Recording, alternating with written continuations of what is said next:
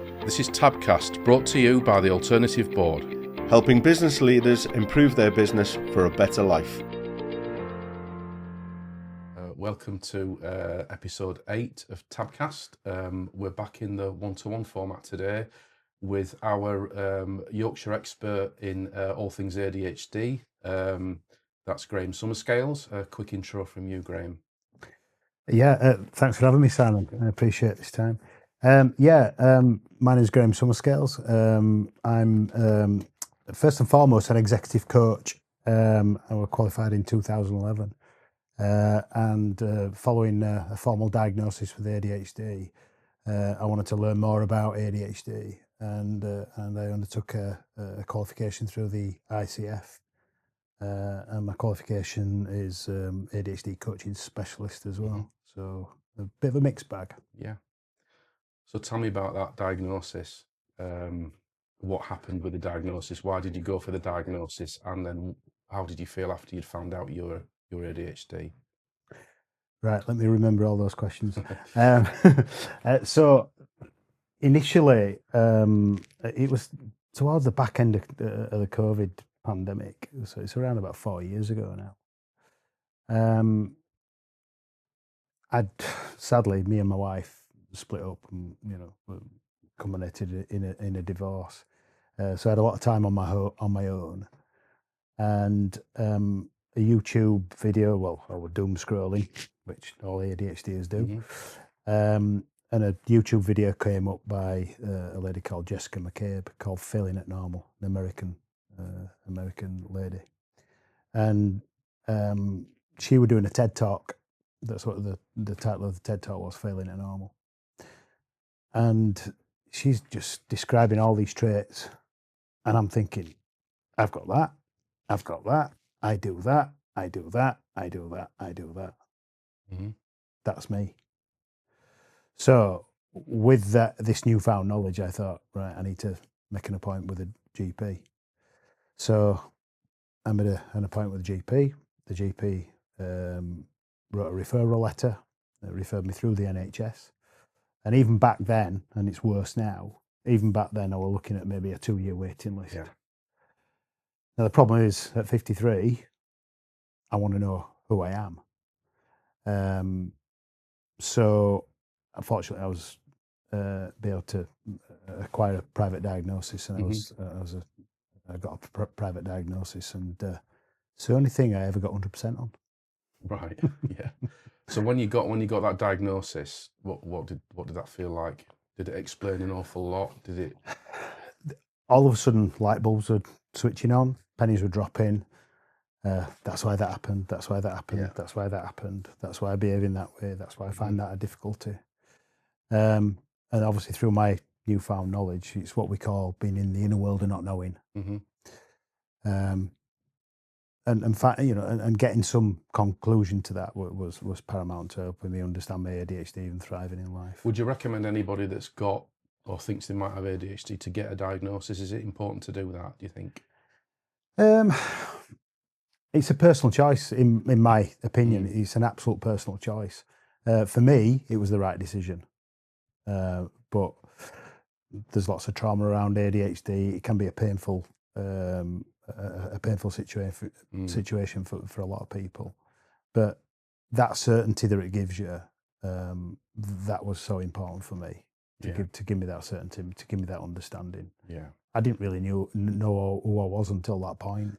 I was listening to, I think it was Nicky Campbell a few years ago, when a lot of the traits that he was describing, so he's ADHD. He is. On the way into work, were landing with me, in the same way that you said it happened to you. And I remember him talking about his daughter, describing it as your brain is like a popcorn machine, with stuff just constantly, randomly going off in your head.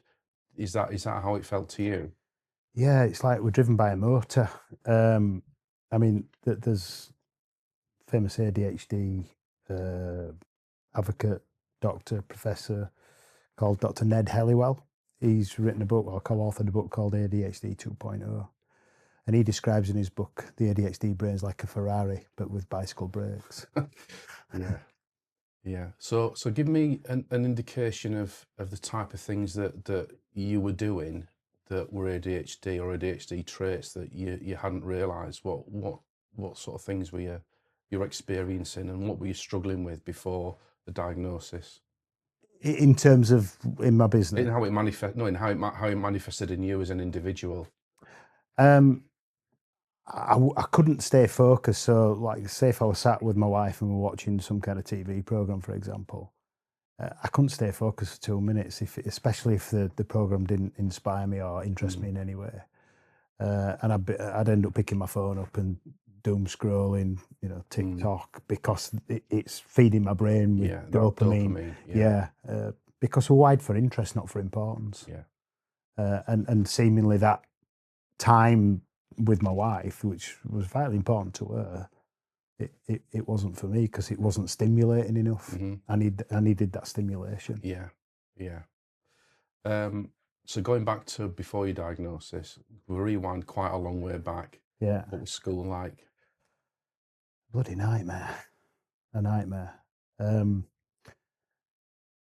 take you to a stat, and I think it's important this to help maybe whoever's going to listen to this podcast, that children by the age of 10, and this was a study done by a guy called Dr. William Dodson, children by the age of 10 with ADHD, they will receive 20,000 more negative comments than their neurotypical peers. So let's relate that to me and my story. So I'd be getting comments from my parents. And by the way, I still love my parents are both passed and I love them dearly and still do now, but they were just trying to chastise me. But they would say things like, Graham, your bedroom's a mess. Graham, your shoes aren't polished. Graham, you've ripped your blazer. Graham, you've got food down your tie. Graham, you've not done your homework. Graham, you're going to be late for school. Then I'd get to school. Focus, pay attention, Summerscales. Why do you keep talking in exams? This were constant. So it actually fits with that Dodson research perfectly well. So school life were never particularly easy. I found relationships difficult. I found that I got bullied a bit because I think I was a little bit I just showed up a bit different. And that element of being pushed through a learning process that just wasn't right for your learning style because of your ADHD. And that disengagement in lessons if you weren't 100% stimulated by what you were learning. And then if you got a teacher that wasn't stimulating, you've got no chance, have you? Absolutely no chance whatsoever. Because again, we're wired for interest, not for importance. And so then there comes the distraction and the bad behaviour. If you're not about and if you're not engaged in that, and you get doodling on your book. And I'd get drawn to like other classmates that were funny and they were like the class clown, and I wasn't particularly a naughty child. I would, my upbringing was solid in terms of what were right and wrong, but I did get drawn into engaging with one or two people that didn't really respect authority, for example. So I'd get involved in those kinds of things. I'd be on the periphery, but I'd get drawn into that because it very much sounds like my childhood as well, to be honest. And when you've heard you mention this before, but when you go back over your old school reports and you're reading between the lines on some of the comments from the teachers, you can absolutely see, that maybe the attainment was there, but the effort wasn't. Or the effort wasn't there, and because of that, the attainment wasn't there. In subjects where I was completely not interested in maths, any of the maths and sciences, my grades were awful, my attention was awful. I'd get D's and E's for effort, but then I could see in the subjects that I was really interested in, there was an element of high effort, good attainment, but the attempt occasionally being knocked back because of sloppiness, lack of attention to detail, rushing through the work. All those type of comments were appearing on my reports. And it wasn't until I looked back on those school reports, and I've still got them, and I think you've got yours as well, with that knowledge. Well, my ADHD diagnosis was written in my school report. I just didn't realise that until I got them out after I'd got my ADHD diagnosis. It's like, why have I paid all this money out for an ADHD diagnosis when it was already written in my school reports? But I attained well at physical activity, anything that was manual, doing with my hands and that kind of thing. So to get to where I am now, I've probably surprised myself a little bit.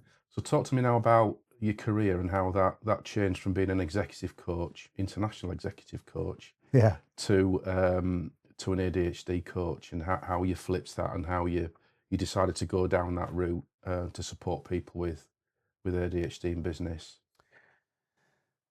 Well, obviously, I've told you about a catalogue up to that point, and I was formally qualified in 2011 at level 7 as an exec coach. And like you say, I've worked in places.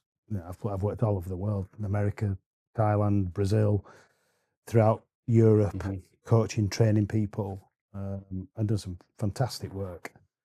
And then, obviously, the realization of my ADHD diagnosis, I was sort of drawn to understanding it for my own benefit first and foremost. I needed to really understand myself because, as I said earlier, that inner world of not knowing, I wanted to know. I really needed to know, and I put myself out and I talked to many different people who'd obviously got formal diagnosis, and I'd push myself out on LinkedIn. I was connecting with anybody that had ADHD or they were claiming that they had ADHD, because for some people they don't want to share that news. They see it as a shameful experience.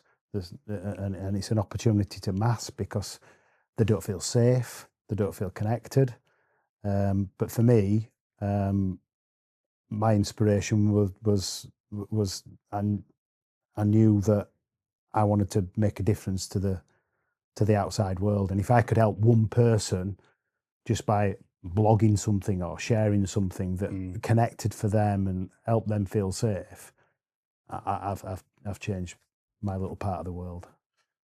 Okay, so think about there's a lot of press about ADHD. It's a very hot topic at the moment. It has been for a few years really, and there's more and more people getting diagnosed with it in adulthood. But there's also a lot of negative stuff out there. People dismissing it and saying, "Oh, it's just nonsense. Yeah, Just book your ideas up and it's just rubbish." yeah.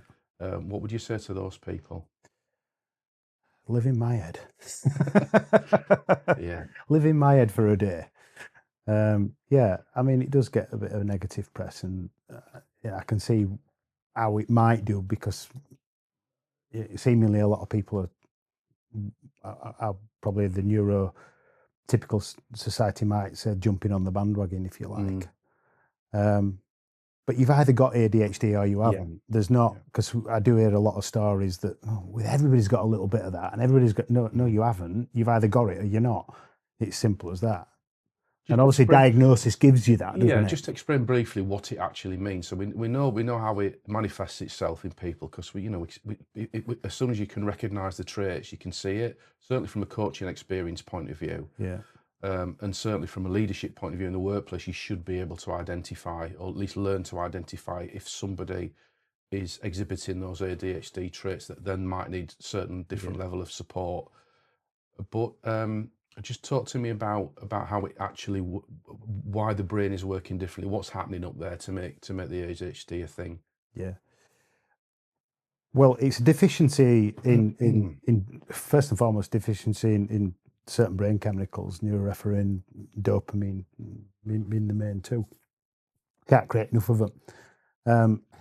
But first and foremost, it's more so around the executive functioning, which is generated in the front part of the brain, the prefrontal cortex. The prefrontal cortex, for a child with ADHD, it's that super age, that again, the 10 years old, we're 30% behind the curve. So the executive functioning, things like planning and organising, decision making, staying focused, effort, managing emotion, memory, getting into action, activating on a task, all those executive functioning skills, we're 30% behind the curve at 10 years old. Now, the brain fully develops generally around 25 to 30, but it never catches up for somebody with ADHD. Yeah. It never catches up. So those difficulties carry on through into adulthood. Yeah. And when we're measured against a neurotypical framework in education, universities, society, we're always going to struggle. We're always on the back foot.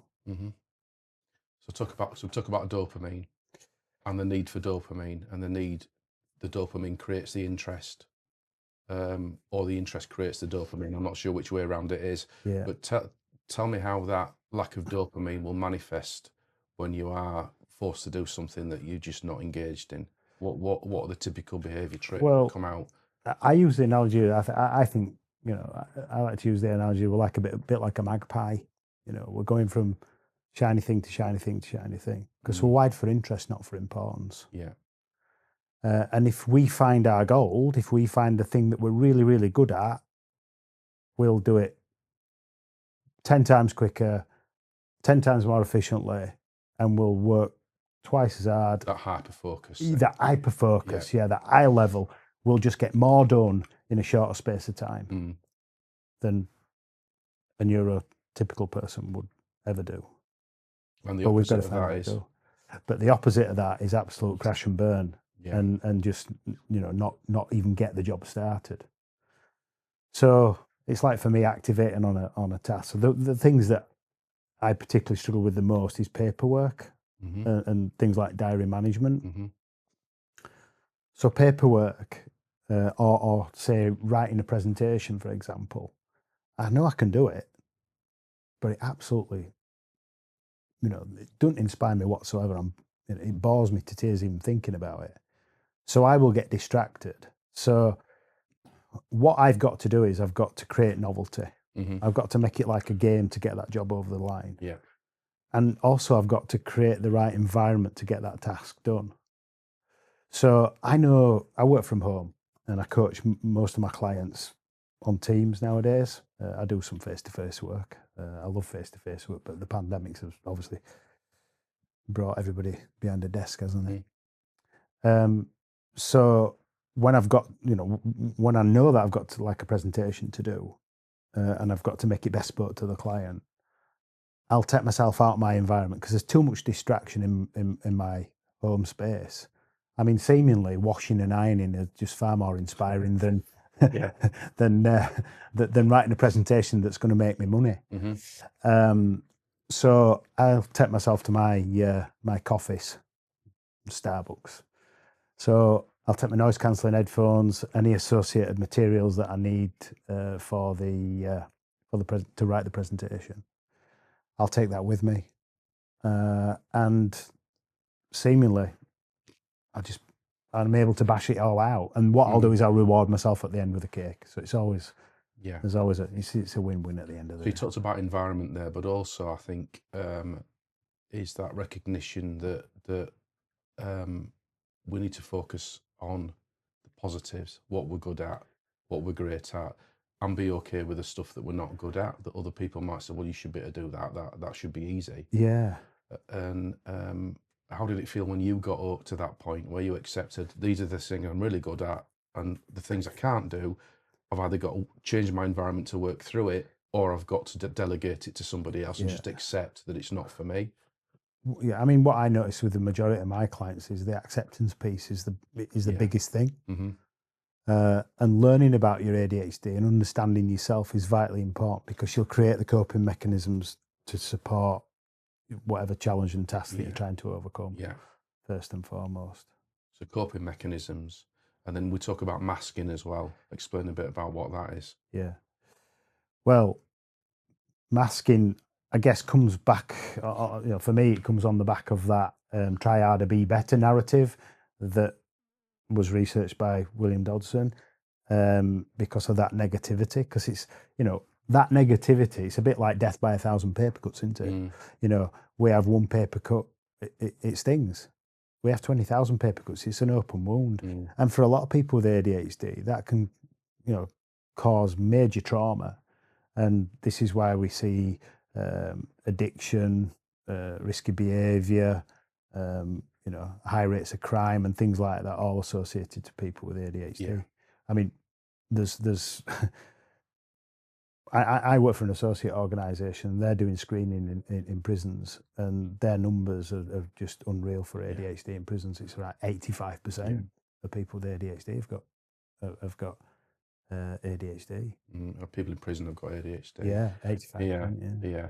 So from a point of view of how you work with your clients, Explain to me when they've worked with you what the outcome is. Well, everybody's different, Mm. and you've got to coach the individual rather than the actual problem, which is ADHD, because everybody's lived their own experience. But giving them clarity, giving them an understanding of how their ADHD manifests itself for them, and working through strategies to be able to help them cope.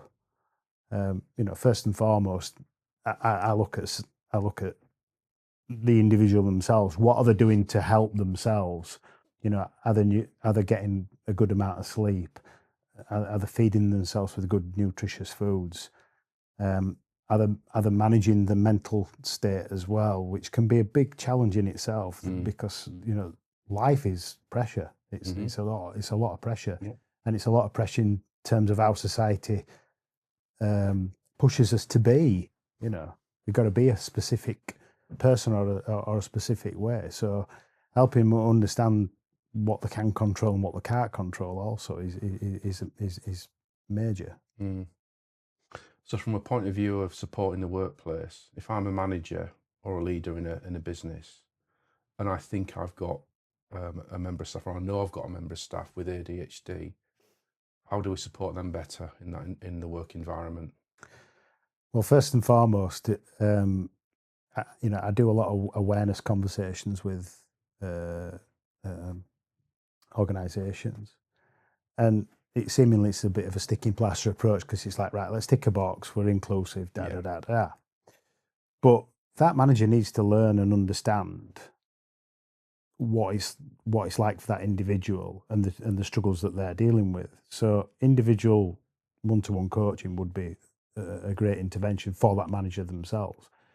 But there's also got to be the personal side that person needs to get across to this person with ADHD, that we've got to create space. We've got to create a space where they can listen and help them understand that it's okay,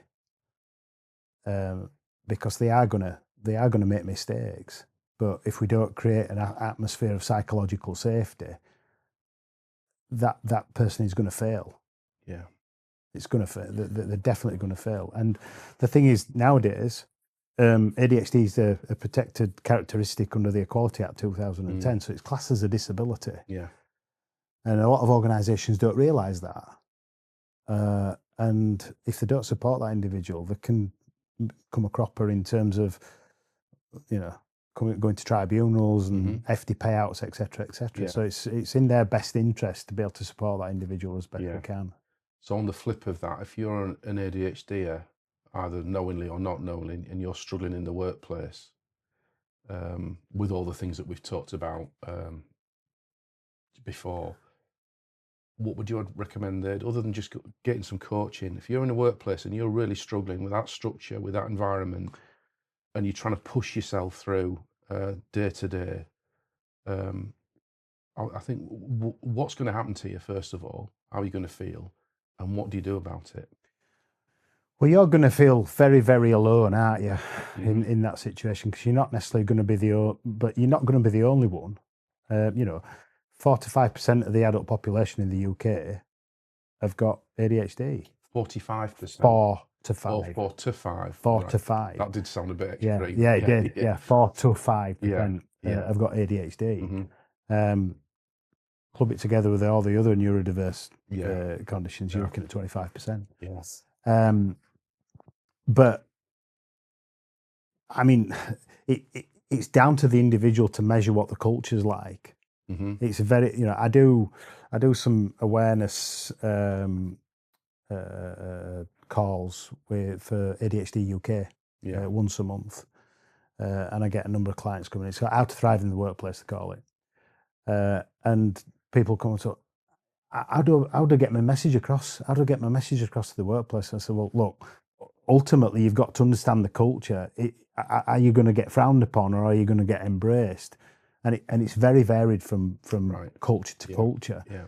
But if you can't talk to your manager, can you talk to HR? but how corrupt is HR? Is HR corrupted by The culture of the business. but by the culture of the business? Do you know what I'm saying? Yeah. So it's a very, very difficult one to sort of say you must do this. It's important that you understand that culture and you try and get your message across. But from an ADHD that understands workplace culture and from his own lived experience of how bad it was, shouting and screaming about it's not going to influence. Yeah. We've got to get the message across. Okay. We've got to promote discussion and try and influence the situation rather than shout about it. There's anecdotally, but there's also figures that suggest that 30% of entrepreneurs are ADHD. Really? Yeah, I don't know how true that figure is, whether that's right or wrong. So I'm not going to. Don't quote me on that. Yeah. But a significant number of people that end up running their own businesses are doing that because they really struggle to fit in the structure of somebody else's environment, working environment. Yeah. And the only answer for them is then to go and work for themselves. Yeah. So from a point of view of that is if you're coming out of a structured environment where there's need for structure, business needs structure, and you're being forced to comply with a structure that really and a working style that really goes against you, you're then going into an environment where you're responsible for that structure, and that's where it tends to all fall apart. From a point of view of small businesses and SMEs, certainly at the point where there's just them. What tactics can they use if they're knowing or unknowingly ADHD, if they're really, really struggling to come to terms with things that they've got to do?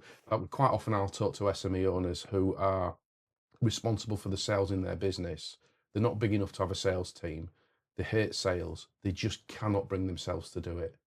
They don't like it. They can't engage with it. They can't motivate themselves to do it. And that applies to other roles in the business as well. Things tend to get neglected where the owner has got an all-encompassing responsibility to put that structure and system in place. And what you end up with is very chaotic businesses and very chaotic business owners.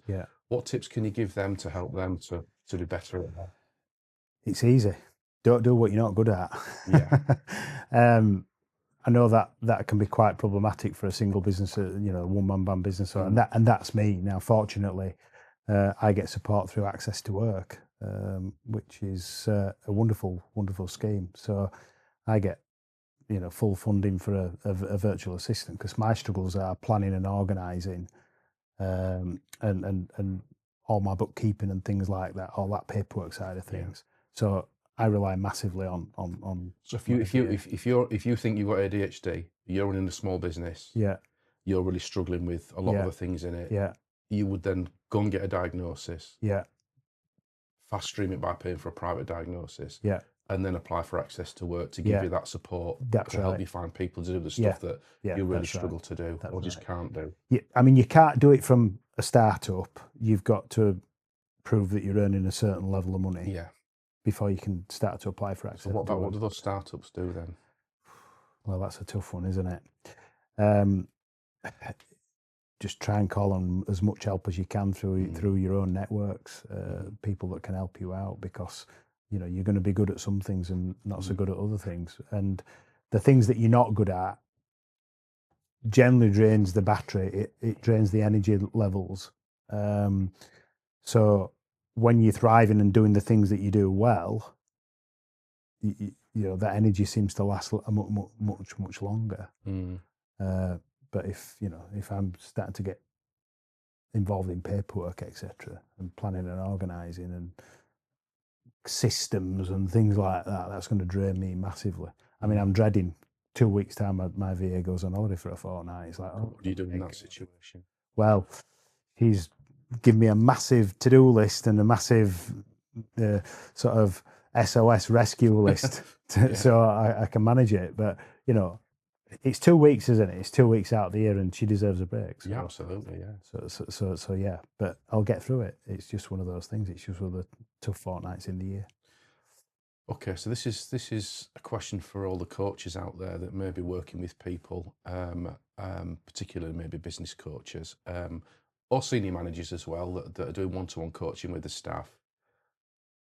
If you're working with somebody from a coaching point of view, executive coaching point of view, and you suspect they've got ADHD, or you're struggling to work with them and getting them to engage in the process, what are you looking out for, and how can you help them with that?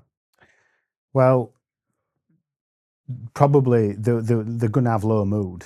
They will have a low mood. They're going to be distracted. They're not going to be completing things. They're going to be forgetting things. They might be turning up late. All these kinds of things are sort of telltale signs that there's something going on for them, for sure. In addressing that, first and foremost, I've touched on this a bit. It's about creating a safe space, that psychologically safe space where they feel comfortable to be able to share. If you're putting restrictions in place and telling them to try harder and telling them to be better, that's when masking comes into place. And it's not going to benefit the business because they're going to go off long-term sick anyway. Yeah. And then you've got a hole in your business. So you're having to manage that hole in your business. And you're also having to manage somebody on sick as well that could be long-term sick. So, having an open dialogue, creating a safe space for that individual to be able to express their needs, because we've all got needs. Any employee's got needs. So if we can help understand what their needs are and accommodate them as best possible, you're more chance to have a thriving workplace. Okay. I think we're about covered now, really. Is there anything else that you want to add? No, not really. I've really enjoyed today. If we can help anybody out there who may suspect they've got ADHD or may not be completely unaware, and some of the things that we've discussed that are the symptoms of ADHD has landed with them, then what would you advise them to do? Well, you've got to first of all speak to your GP, try and get a diagnosis if you want to go that way, to try and understand yourself. You can obviously access coaching, and that can be funded through Access to Work, and it can be supported through your organisations as well, especially if you've got that culture. But the one lasting thought I would leave people with is, look, you're not broken. You don't need fixing. You just need to be understood. Yeah. Okay. Right, that's a wrap then. Thank you for listening and watching, and we'll see you at episode 9. Thanks, Graham, for your expert advice and knowledge. It's been really interesting. Thanks, Simon. Appreciate it. Thank you. Okay, so my name's Graham Summerscales. Thanks for listening to the podcast today. You can reach me at my business address, which is www.all-about-change. My business is called All About Change. You can also connect with me on Instagram, and it's at @GSummerscales. Thank you.